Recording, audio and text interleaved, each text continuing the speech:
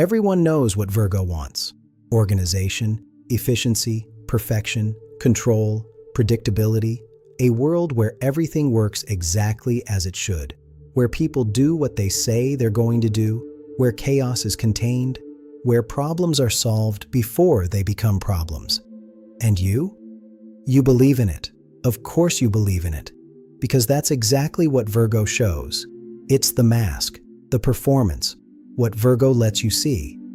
But it's not what Virgo wants, not even close. And today, you're going to discover what's underneath, the real desire.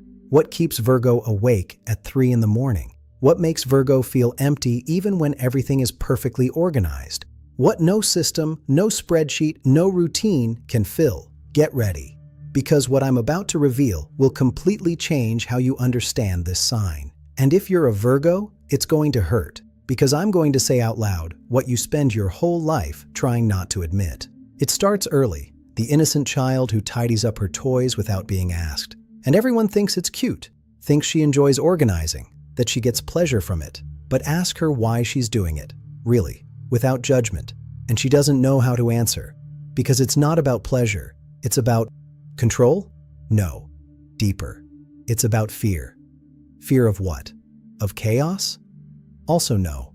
It's fear of being disposable, of having no purpose, of not being needed. So she organizes, and someone notices, and someone says, "What a useful child, what a helpful child," and something ignites within her.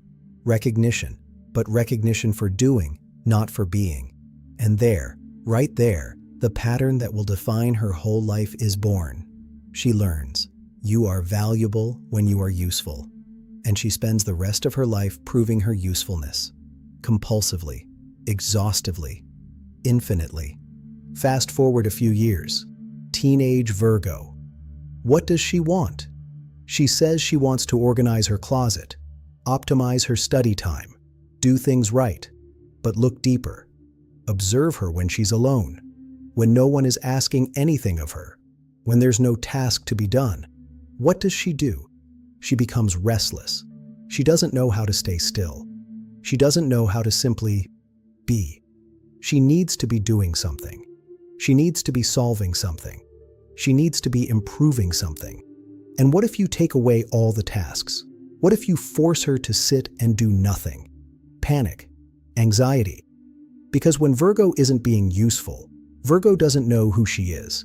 Her entire identity is tied to function, to purpose, to usefulness. Remove the usefulness and what's left?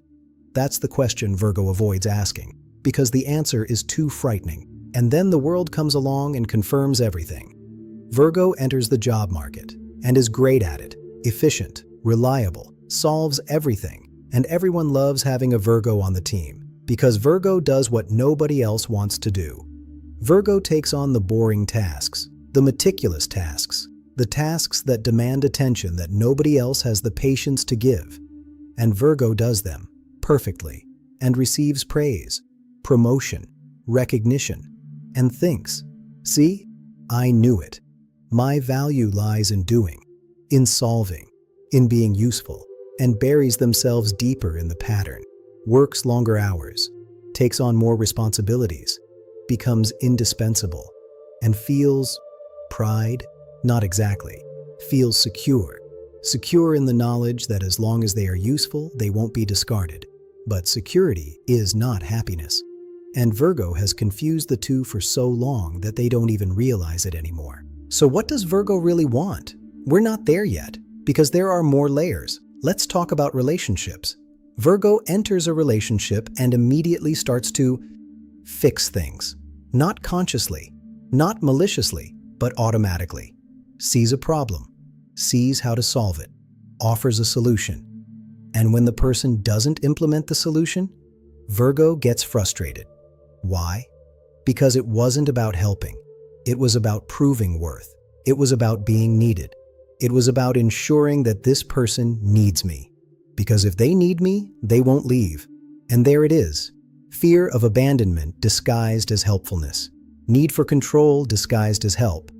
And the person on the other side feels suffocated, feels judged, feels like a project to be improved instead of a person to be loved, and eventually leaves. And Virgo is confused. I did everything right. I helped. I tried. Why wasn't it enough? Because that wasn't what the person wanted. The person wanted to be seen, not fixed. They wanted to be accepted, not improved. They wanted presence, not a solution. But Virgo doesn't know how to give that. Because Virgo doesn't know how to receive it. When was the last time you, Virgo, allowed someone to see you failing and didn't try to fix it immediately? When was the last time you were vulnerable without turning vulnerability into analysis? When were you sad without trying to rationalize the sadness? When were you human without trying to optimize humanity? Never? Exactly, because you don't allow yourself to. And if you don't allow yourself to, how will you allow it in another? How will you value in another something that you deny in yourself? But let's go deeper, because we haven't yet reached the real desire. Let's talk about perfection. Everyone says Virgo wants perfection. Compulsive perfectionist, never satisfied, always seeing flaws, always able to improve. And Virgo agrees. Yes, I want perfection. I seek excellence. I have high standards. But that's a lie, or at least it's not entirely true. Because if Virgo truly wanted perfection, Virgo would be happy when they achieved it. But they never are. They achieve something perfect and immediately see a new flaw, a new area to improve, a new goal to reach. So it's not about perfection. It's about movement. It's about never stopping. It's about always having something to do. Because if you don't have something to do, that emptiness returns. That question, who am I when I'm doing nothing? And Virgo runs away from that question, literally, creates work when there isn't any, creates problems when there aren't any, just so they don't have to sit in silence with nothing to resolve. So what is it really? What does Virgo want beneath all these layers? Attention? No, wait. More specifically, Virgo wants permission. Permission for what? To exist without being useful. To be loved without needing to deserve it. To be valued simply for being, not for doing. But who will grant this permission? Others? No. Because Virgo never believes it when others give it. Always thinks it's conditional. Always thinks that if they stop doing, the love stops. So the permission needs to come from within. And there lies the problem. Because Virgo can't give themselves what they need most. They can't look in the mirror and say, you have value regardless of your usefulness. You deserve rest. You deserve love without having to earn it. You can fail. You can make mistakes. You can be mediocre at something and still have value. Virgo can't say that because they don't believe it. Deep down, Virgo thinks that if they stop doing, they will disappear. They will become invisible. They will lose the only reason people have to keep them around. And there's more. He has another desire that Virgo never admits. Virgo wants to give up, just for a day, just for an hour. Wants to drop everything, not answer messages, not solve problems, not be the responsible person, not be the person who always has an answer, not be the person who endures, because someone else needs to. Virgo wants to collapse. You want to cry without analyzing why you're crying. You want to scream without evaluating if it's a proportional reaction. You want to feel without dissecting the feeling. You want to be a mess, to be chaos, to be an imperfect human having an imperfect human day without transforming that into a project for improvement. But you can't, because if Virgo gives up, who will hold them up? If Virgo collapses, who will fix it? If Virgo is a mess, who will bring order? And there lies the trap. Virgo has become so necessary that it has imprisoned itself. It has built a cage of indispensability, and now it lives in it. And you call that purpose. Let's talk about 2026, the transits. Neptune dissolves, Pluto transforms, eclipses reveal, and they are all asking the same thing of Virgo. Let go, stop, rest, trust. And Virgo is resisting with all its might, because letting go feels like death, stopping feels like failure, resting feels like laziness, trusting feels like naivete. So Virgo continues, working, solving, doing, proving, and exhausting itself, and wondering why. Even doing everything right, it doesn't feel good. Even achieving everything it wanted, it doesn't feel complete. Even being useful to everyone, it feels empty. And the answer? The answer is that Virgo is chasing the wrong thing. It's trying to gain externally what can only be given internally. It's trying to prove to the world what can only be accepted in itself. It's trying to be loved for doing when it needs to learn to be loved for being. And here's the hard part, the part Virgo doesn't want to hear. No one will give you the permission you seek. No one can. Because even if they do, you won't believe it. You'll think it's temporary, that it's conditional, that it will end as soon as you stop doing it. So you need to stop waiting. You need to stop trying to win. You need to sit with the discomfort of doing nothing and discover that you don't disappear. You still exist. You still have value. You are still you. And that you without function, without utility, without external purpose, is who you truly are. It's who was there before you learned that you needed to be useful to be loved. It's who will be there when you stop trying to prove yourself. And reconnecting with that you, that's the work. That's the challenge. That's what the transits are asking for. But there's something more. Something no one talks about. Virgo wants to be seen, not for competence, not for usefulness, but for pain, for exhaustion, for the weight of always having to be strong. Virgo wants someone to look and say, I see you're tired. I see you're holding on too much. I see you need to stop, and I'll hold you while you stop. I won't ask anything of you. I won't give you more tasks. I'll just be here.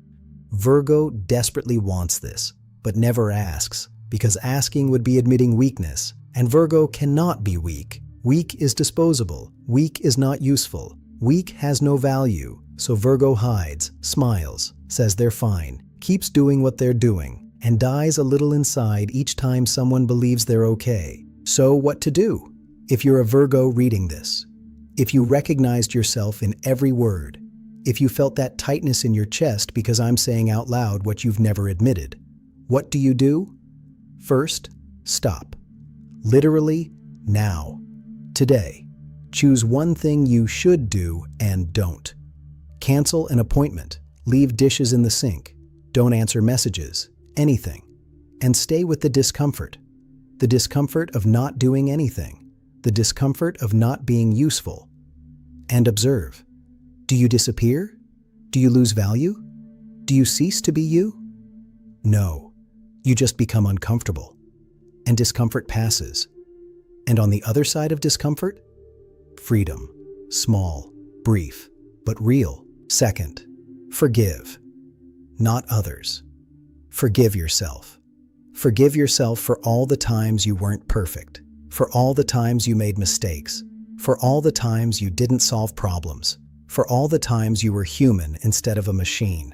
Forgive yourself for being limited, for needing help, for not being enough on your own, because you don't need to be. Nobody needs to. And thinking you need to is a prison you built yourself, and only you can demolish it. Third, practice uselessness. Intentionally. Do something that has no purpose, that doesn't improve anything, that doesn't solve anything, that doesn't produce anything. It just exists. Contemplate the sky, listen to music, sit, breathe, and don't transform that into an improvement project. Don't analyze, don't optimize, just be. And do this until you stop feeling guilty about it, until you start to feel that you can be without doing. And that being is enough. Fourth, ask for help. This will be the hardest part, because Virgo is the one who helps, not the one who is helped. But you need to reverse that. You need to allow others to be useful to you, because when you allow it, you're saying, my value doesn't depend on always being strong. I can be vulnerable. I can need help. I can receive. And still have value.